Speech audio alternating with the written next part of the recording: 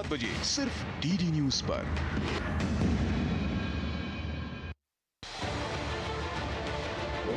उत्तर से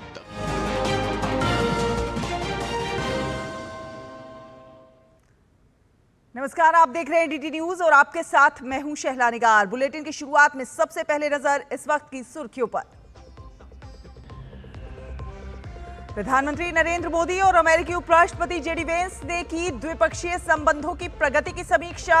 ऊर्जा, रक्षा और प्रौद्योगिकी के क्षेत्र में सहयोग बढ़ाने पर हुई बात।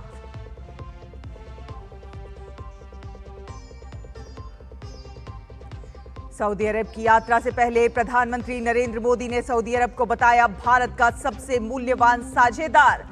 कहा, दोनों देश द्विपक्षीय निवेश संधि पर कर रहे हैं काम।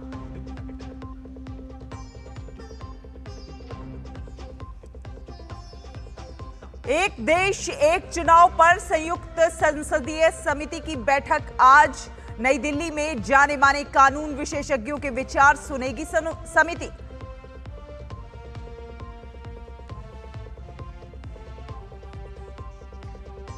पश्चिम बंगाल में लंबे समय से हो रही हिंसक घटनाओं के बाद राष्ट्रपति शासन की मांग हुई तेज। आज सुप्रीम कोर्ट में होगी सुनवाई।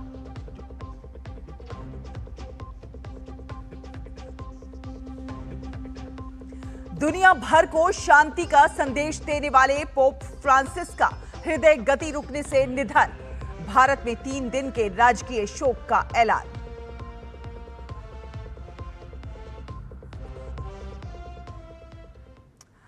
तो खबरों को विस्तार से देख लेते हैं। आपको बता दें कि अमेरिका के उपराष्ट्रपति जेडी वेंस 4 दिन के भारत दौरे पर हैं और कल पहले दिन प्रधानमंत्री नरेंद्र मोदी के साथ वेंस की द्विपक्षीय वार्ता हुई, जिसमें तमाम मुद्दों पर विस्तार से बात हुई है।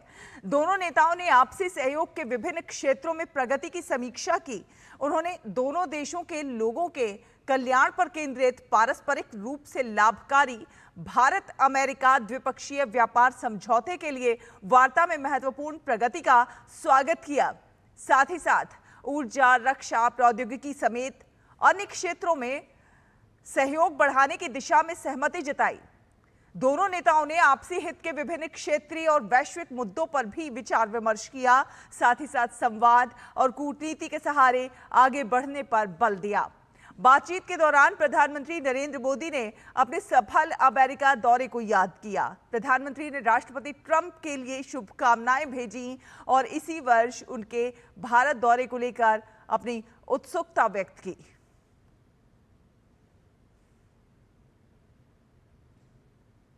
और आपको बता दें कि प्रधानमंत्री नरेंद्र मोदी आज से सऊदी अरब की 2 दिन की सरकारी यात्रा पर रवाना होंगे। वे क्राउन प्रिंस और प्रधानमंत्री मोहम्मद बिन सलमान के निमंत्रण पर वहां जा रहे हैं। प्रधानमंत्री मोदी की ये तीसरी सऊदी अरब की यात्रा होगी। पीएम मोदी की सऊदी अरब में क्राउन प्रिंस मोहम्मद बिन सलमान के साथ द्विपक्षीय मुलाकात होगी, जहां दोनों देशों के बीच कई क्षेत्रों में समझौते होने की संभावना है। सुरक्षा, कारोबार, निवेश, ऊर्जा, टेक्नोलॉजी जैसे मुद्दों पर दोनों नेताओं की विस्तार से बात हो सकती है। पीएम मोदी जद्दा में एक फैक्ट्री का भी दौरा करेंगे, तो भारतीय समुदाय से भी उनकी मुलाकात होनी है।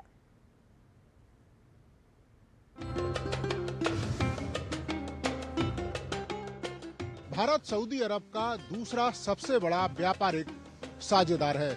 2023-24 में दोनों देशों के बीच लगभग 43 बिलियन अमेरिकी डॉलर का व्यापार हुआ था, जो भारत और सऊदी अरब के बीच आर्थिक रिश्तों की कहानी बयां करता है। प्रधानमंत्री नरेंद्र मोदी 22 और 23 अप्रैल को सऊदी अरब की यात्रा करेंगे। तीसरे कार्यकाल में प्रधानमंत्री मोदी की सऊदी अरब की ये पहली यात्रा है। इससे पहले वे साल 2016 और साल 2019 में सऊदी की यात्रा कर चुके हैं। जेद्दा शहर में प्रधानमंत्री मोदी और सऊदी अरब के क्राउन प्रिंस मोहम्मद बिन सलमान की द्विपक्षीय मुलाकात होगी। इस दौरान सुरक्षा, कारोबार, निवेश, ऊर्जा, टेक्नोलॉजी जैसे मुद्दे चर्चा में शामिल हो सकते हैं। दोनों नेता भारत सऊदी रणनीतिक साझेदारी परिषद की दूसरी बैठक की अध्यक्षता करेंगे। इस यात्रा में रक्षा और आर्थिक रिश्ते सबसे अहम होंगे। The economic partnership also continues to grow. The value of total trade between the two countries in 23-24 was nearly $43 billion. In Saudi Arabia is India's fifth largest trading partner overall, and India is the kingdom's second largest trading partner overall. I gave you the figures for 23-24, which comprised India's imports from Saudi Arabia at nearly $31.42 billion and exports to Saudi Arabia of about $11.56 billion.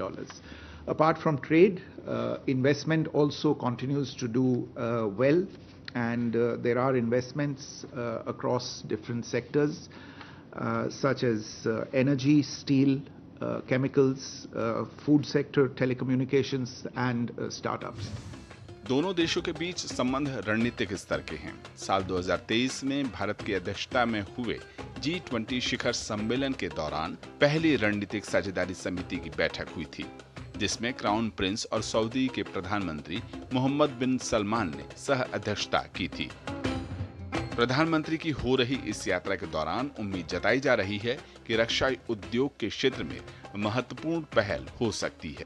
Cooperation has also expanded on the defense industry front, and India is gaining space as an important supplier of defense stores to Saudi Arabia, and a special agreement on the export of munitions to the kingdom worth about $225 million was signed last year. प्रधानमंत्री मोदी जेद्दा की एक factory में काम करने वाले भारतीय मजदूरों से मुलाकात करेंगे। सऊदी से पहले प्रधानमंत्री विदेशों में रहने वाले भारतीय कामगारों से कुवैत में दिसंबर महीने में ही मुलाकात कर उनके अनुभवों और उनके हालात की जानकारी ले चुके हैं। सऊदी में करीब 27 लाख भारतीय रहते हैं। यह दुनिया में प्रवासी भारतीयों का दूसरा सबसे बड़ा समूह है। यूक्रेन रूस युद्ध, हमास इजरायल युद्ध, सीरिया संकट, टैरिफ वार जैसे मुद्दों ने पश्चिम एशिया की भू राजनीति में नई चुनौतियां पेश करी हैं। प्रधानमंत्री नरेंद्र मोदी की यात्रा पर दुनिया के तमाम मुल्कों की निगाह होगी कि इन चुनौतियों से निपटने में दोनों देश क्या राय रखते हैं। अपने सहयोगी अमृतपाल और कैमरामैन सौरभ के साथ नीरज सिंह, डीडी न्यूज, जेद्दा, सऊदी अरब। और प्रधानमंत्री नरेंद्र मोदी ने सऊदी अरब के साथ भारत के बढ़ते संबंधों की तारीफ की है। प्रधानमंत्री ने अरब न्यूज को दिए गए एक साक्षात्कार में कहा है कि सऊदी अरब एक विश्वसनीय मित्र और रणनीतिक सहयोगी है। प्रधानमंत्री नरेंद्र मोदी ने कहा कि हमारी साझेदारी की असीम संभावनाएं हैं। एक अनिश्चितताओं से भरी दुनिया में हमारा बंधन स्थिरता का एक स्तंभ है। उन्होंने 2019 में रणनीतिक साझेदारी परिषद के गठन के बाद से दोनों देशों के बीच द्विपक्षीय संबंधों में महत्वपूर्ण विस्तार पर जोर दिया। प्रधानमंत्री नरेंद्र मोदी आज 2 दिवसीय सऊदी अरब के दौरे पर रवाना होंगे और इस दौरान प्रधानमंत्री सऊदी अरब के क्राउन प्रिंस और प्रधानमंत्री मोहम्मद बिन सलमान से मुलाकात करेंगे। वर्ष 2016 और 2019 के बाद ये प्रधानमंत्री नरेंद्र मोदी की सऊदी अरब की तीसरी यात्रा होगी। 2 दिवसीय यात्रा पर क्या रहेगा खास, देखिए सऊदी अरब के जद्दा से संवाददाता नीरज सिंह की ये खास रिपोर्ट। प्रधानमंत्री नरेंद्र मोदी की सऊदी अरब की 2 दिवसीय यात्रा काफी महत्वपूर्ण है। दोनों देशों के बीच द्विपक्षीय वार्ता होगी। इसके अलावा निवेश, ऊर्जा और रक्षा ऐसे क्षेत्र हैं जिस पर दोनों देश मिलकर समझौता कर सकते हैं। रक्षा उत्पादों की बात करें तो पिछले कुछ सालों में सऊदी अरब ने भारत के रक्षा उत्पादों में काफी दिलचस्पी दिखाई है। आपको बता दें कि सऊदी अरब और भारतीय थल सेना के बीच एक सैन्य अभ्यास भी हुआ है। इसके अलावा भारतीय नौसेना और सऊदी अरब की नौसेना के बीच भी 2 सैन्य अभ्यास हुए हैं और भारतीय नौ सैनिकों ने सऊदी अरब के नौसेना के जवानों को ट्रेन भी किया है। तो इस लिहाज से हम देखें तो रक्षा को लेकर ये यात्रा काफ़ी महत्वपूर्ण हो सकती है। इसके अलावा सौर ऊर्जा और ऊर्जा के क्षेत्र में भी भारत और सऊदी अरब काफ़ी करीब हैं और उस पर भी दोनों देशों के बीच में समझौता हो सकता है। प्रधानमंत्री 2 दिवसीय यात्रा में जेद्दा में जो एक फैक्ट्री मौजूद है, खासतौर से डेट्स फैक्ट्री है, वहां पर भी प्रधानमंत्री विजिट करेंगे। और आपको बता दें, भारतीय ने सऊदी अरब के जेद्दा में खजूर प्रोसेसिंग यूनिट लगाई है और जिसमें हजारों की संख्या में भारतीय वर्कर भी काम करते हैं, सऊदी अरब के जो कामगार हैं वो भी काम करते हैं। तो प्रधानमंत्री नरेंद्र मोदी भारतीय जो कामगार हैं उनसे मुलाकात करेंगे और उसको लेकर भारत के जो कामगार हैं जो खासतौर से जेद्दा में काम करते हैं वो काफ़ी उत्साहित हैं। तो दोनों देशों के लिए ये यात्रा मील का पत्थर होगी, क्योंकि पिछले 8-10 सालों में भारत और सऊदी अरब एक दूसरे के काफ़ी नज़दीक आए। इसके साथ साथ ही पश्चिम एशिया में जिस तरह का तनाव और जिस तरह की चुनौतियां हैं उस पर भी दोनों मुल्कों के नेता मिलकर बात कर सकते हैं। कैमरामैन जयशंकर के साथ नीरज सिंह, डीडी न्यूज़, जेद्दा, सऊदी अरब। तो प्रधानमंत्री नरेंद्र मोदी आज से सऊदी अरब के 2 दिवसीय यात्रा पर रहेंगे। भारतीय मूल के लोग प्रधानमंत्री का स्वागत करने के लिए काफी उत्सुक हैं। देखिए संवाददाता नीरज सिंह की इस खास रिपोर्ट में।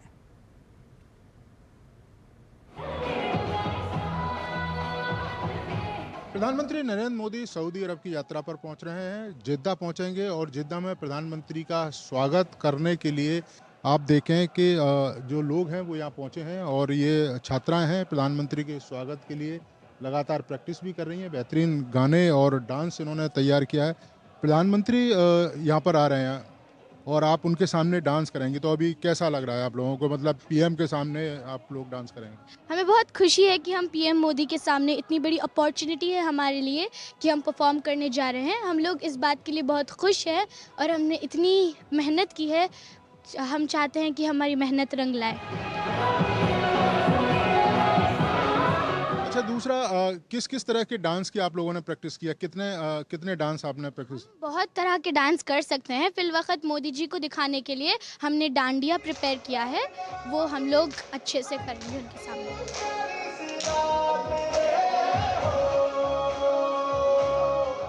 आप कुछ कहना चाहेंगी? प्रधानमंत्री के सामने आप डांस करेंगी और मुझे लगता है कि ये बहुत कम अपॉर्चुनिटी मिलती है लोगों को इस तरह का डांस करने के लिए, खासतौर से पीएम के सामने। Yeah, it's a very good opportunity to dance in front of the PM, and we are also lucky, and we will try to do our best. We will always do our best. अच्छा, आप लोग कहाँ से कहाँ से आप लोग यहाँ पर आए हैं और किस किस जगह से आप लोग आए हैं? केरला से कुछ लोग हैं, महाराष्ट्र से कुछ लोग हैं, कर्नाटका से, बहुत भिन्न भिन्न प्रकार के जगहों से हम लोग यहाँ पर आए हैं। तो ये आपने देखा कि बच्चे प्रधानमंत्री नरेंद्र मोदी के सामने प्रदर्शन करेंगे, लगातार प्रैक्टिस कर रहे हैं और गर्व भी इनको महसूस हो रहा है कि अपना डांस प्रधानमंत्री मोदी के सामने ये लोग पेश करेंगे। और आपने देखा होगा कि जब प्रधानमंत्री अलग अलग दुनिया के अलग अलग देशों में जाते हैं तो प्रधानमंत्री का स्वागत करने के लिए वहाँ के जो लोग हैं, जो वहाँ की छात्र छात्राएं हैं, वो पहुँचते हैं। और ऐसे ही एक ग्रुप जेद्दा पहुँचेगा जो प्रधानमंत्री का स्वागत भारतीय डांस, भारतीय परंपरा और भारतीय वेशभूषा में जेद्दा में करेगा। कैमरामैन सौरभ के साथ नीरज सिंह, डीडी न्यूज़, जेद्दा, सऊदी अरब। और फिलहाल एक छोटा सा ब्रेक, और ब्रेक के उस पार खबरों का सफर जारी रहेगा। आप देखते रहिए DD news.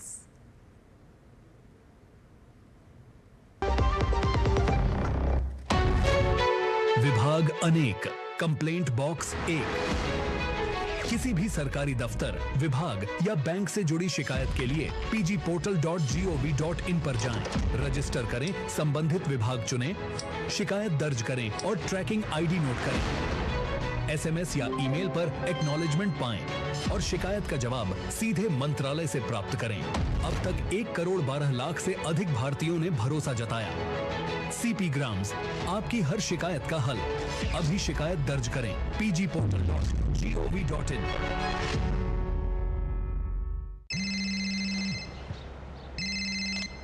Hello Rajesh ji, मैं पुलिस थाने से बोल रहा हूँ।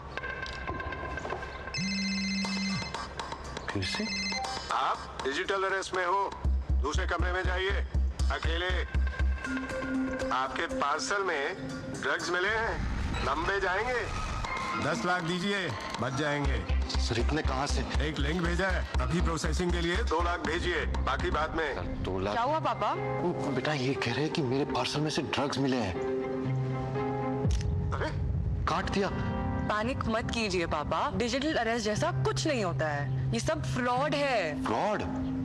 पुलिस, बैंक, आरबीआई इत्यादि के नाम से आने वाले साइबर अपराधियों के फोन या वीडियो कॉल से सावधान रहें। उन्हें कोई पैसे ना भेजें और तुरंत पुलिस में रिपोर्ट करें।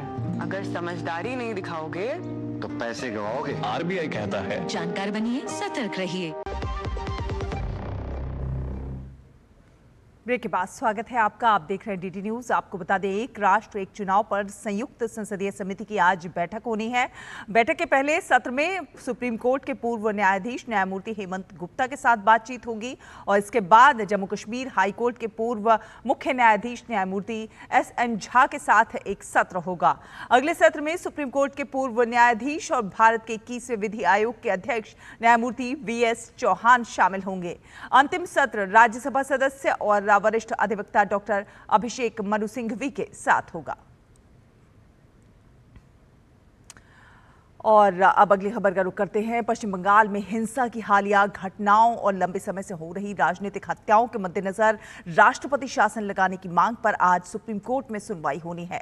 कोर्ट में दाखिल अर्जी में ये मांग की गई है कि आर्टिकल 355 के तहत राज्यपाल से राज्य की कानून व्यवस्था को लेकर रिपोर्ट मांगी जाए। ये भी मांग की गई है कि हिंसा की जांच सुप्रीम कोर्ट के रिटायर्ड जज की अध्यक्षता वाली 3 जजों की कमेटी को दी जाए। राज्य में लोगों सुरक्षा सुनिश्चित की जाए।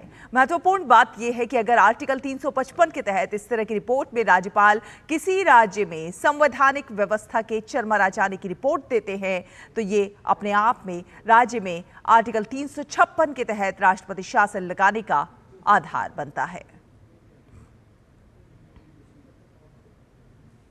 और दिल की धड़कन रुकने से पोप फ्रांसिस का सोमवार को निधन हो गया था।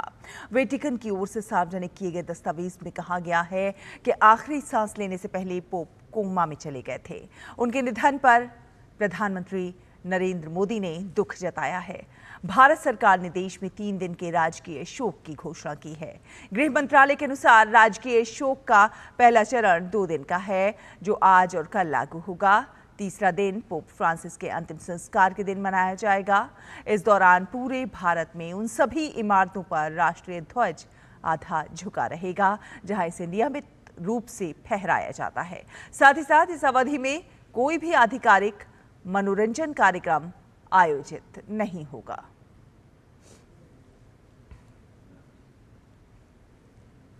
और झारखंड के जमशेदपुर में करणी सेना के राष्ट्रीय उपाध्यक्ष विनय सिंह की हत्या के बाद राज्य में राजनीतिक गलियारे से लेकर सड़कों तक पर उबाल है। भाजपा प्रदेश अध्यक्ष बाबूलाल मरांडी ने आरोप लगाया है कि राज्य में अपराधी बेलगाम हैं और कई जिले अपराध का गढ़ बनते जा रहे हैं। हत्याकांड से आक्रोशित करणी सेना ने राज्य सरकार के खिलाफ बिगुल फूंक दिया है। झारखंड में कानून व्यवस्था का बुरा हाल, अपराधी हुए बेलगाम। करणी सेना के राष्ट्रीय उपाध्यक्ष की जमशेदपुर में हत्या से स्थानीय लोगों में उबाल, राजनीति भी गरमाई। भाजपा ने झारखंड की कानून व्यवस्था पर उठाए सवाल। बाबूलाल मरांडी ने कहा, झारखंड के कई शहर अपराध के बने गढ़। झारखंड में जिंदगी सस्ती और अपराधी बेलगाम हो गए हैं। लौह नगरी जमशेदपुर में अपराधियों से लोहा लेने में पुलिस का सिस्टम फेल दिख रहा है। करणी सेना के राष्ट्रीय उपाध्यक्ष विनय सिंह की हत्या ने राज्य की विधि व्यवस्था की पोल खोल दी है। झारखंड की औद्योगिक नगरी जमशेदपुर रविवार को गोलियों की आवाज से थर्रा उठी। भीड़भाड़ वाले इलाके में करणी सेना के राष्ट्रीय उपाध्यक्ष की गोली मारकर हत्या कर दी गई। परिवार द्वारा गुमशुदगी की सूचना पर तकनीक का सहारा लेकर पुलिस ने उनके शव को संदिग्ध हालत में एक खेत से बरामद किया। मृत्यु की एक व्यक्ति की मृत्यु हुई है यहाँ पे, उसी के संदर्भ में यहाँ पे लोगों के द्वारा डिमना चौक को जाम किया गया। अभी हम लोग काम कर रहे हैं जो है मतलब, बट उसमें हम लोग अभी शेयर करने की स्थिति में नहीं है। हत्या के बाद लौह नगरी में लोगों का गुस्सा उबाल पर है।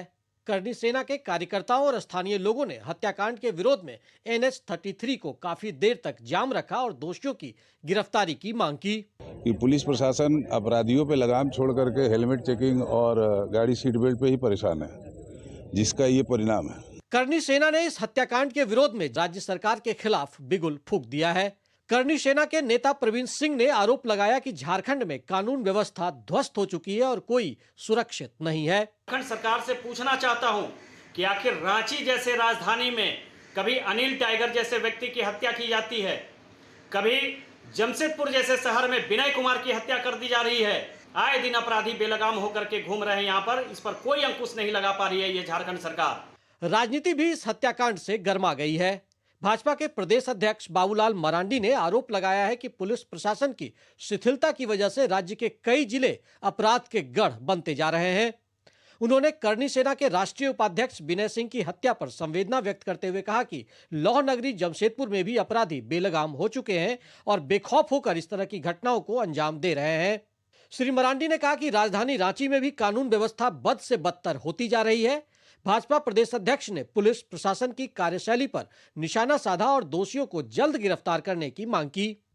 इधर विधायक पूर्णिमा साहू ने कहा कि जमशेदपुर के लोग पिछले 5 वर्षों से दहशत में हैं और राज्य की जनता त्राहिमाम कर रही है। वहीं राज्य के स्वास्थ्य मंत्री इरफान अंसारी ने कहा कि जल्द ही मामले का खुलासा हो जाएगा। आज विविध विधि व्यवस्था राज्य की पूरी तरह से चरमरा गई है। आज जो थाने हैं इन्हें टारगेट दे दिया गया है कि आप वसूली का काम कीजिए। ठीक है, एक घटना घटी, मैंने देखा मॉर्निंग में। उस परिवार के प्रति मेरी भी संवेदना है और घटना क्यों है नहीं हो पता चल रहा है। 2 दिन पहले भी जमशेदपुर से सटे कांड्रा में दिन दहाड़े अपराधियों ने व्यापारी संजय बर्मन को भी गोली मारी थी। इस तरह की घटनाएं इन दिनों झारखंड में सामान्य सी हो गई है। झारखंड की विधि व्यवस्था एक बार फिर सवालों के घेरे में है और अपराधी वारदातों को अंजाम देकर पुलिस प्रशासन को चुनौती दे रहे हैं। करनी सेना के राष्ट्रीय उपाध्यक्ष की हत्या सुरक्षा व्यवस्थाओं पर प्रश्न चिन्ह खड़ा करती है, क्योंकि ये यक्ष प्रश्न लोगों की सुरक्षा से जुड़ा है। डीडी न्यूज के लिए राजेश कुमार लालदास और विकास के साथ मैं दिवाकर कुमार। और बात करें दिल्ली की, तो दिल्ली में वायु गुणवत्ता में गिरावट को लेकर बढ़ती चिंताओं के बीच दिल्ली सरकार में पर्यावरण मंत्री मंजिंदर सिंह सिरसा ने सोमवार को दिल्ली प्रदूषण नियंत्रण समिति के अध्यक्ष, सचिव पर्यावरण और प्रमुख विभागों के वरिष्ठ अधिकारियों के साथ एक आपातकालीन उच्च स्तरीय बैठक की अध्यक्षता की। मंजिंदर सिंह सिरसा ने बढ़ते वायु गुणवत्ता सूचकांक पर गहरी चिंता व्यक्त की और स्थिति को नियंत्रण में लाने के लिए समन्वित समयबद्ध कार्रवाई के लिए सख्त निर्देश दिए, जिसमें अत्यधिक प्रदूषण फैलाने वाले उद्योगों, संस्थानों और निर्माण स्थलों की पहचान कर उन पर कार्रवाई करना, धूल नियंत्रण मानदंडों का उल्लंघन करने वाले निर्माण कार्यों को तत्काल निलंबित करना, बड़े परियोजना स्थलों और प्रदूषण हॉटस्पॉट पर पानी के छिड़काव और एंटी स्मॉग गन की तैनाती करने का निर्देश दिया। दिल्ली की मुख्यमंत्री रेखा गुप्ता ने राज्य के लिए हीट एक्शन प्लान 2025 का अनावरण किया और इसके तहत ठंडे पानी के 3000 एटीएम प्रस्तावित किए गए हैं। इस प्लान के तहत 1800 राष्ट्रीय और दिल्ली आपदा प्रतिक्रिया स्वयंसेवकों या फिर आपदा मित्रों को शामिल किया जाएगा। साथ ही साथ छायादार शीतल आश्रयों की भी स्थापना की जाएगी।